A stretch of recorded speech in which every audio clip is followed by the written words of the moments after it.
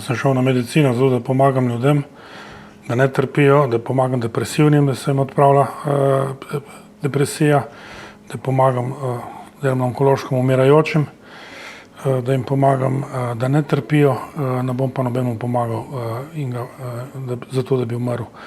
Nisem študiral medicine, zato in tega ne bom počel. Ne.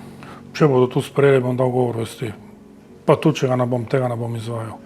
Tudi ne bom iskal ljudi, ki bi to delali. Tu ni moje poslanstvo in tega ne bom delal. Jaz imam tudi svobodno odločitev in tega ne bom počel. Kar me moti v tem zakonu je, veliko se govori o zdravnikih, nič se ne govori o zdravstvenih medicinskih sestrah.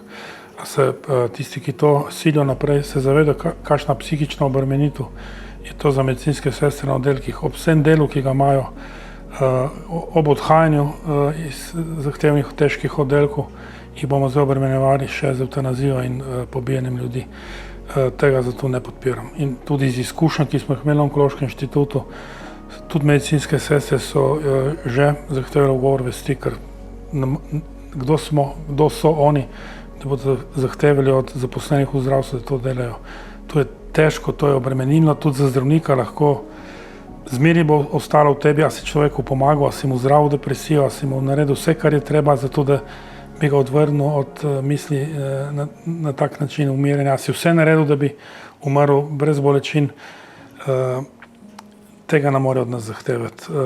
Veliko bolnikov mi reče, ne bojimo se smrti, bojimo se umiranja.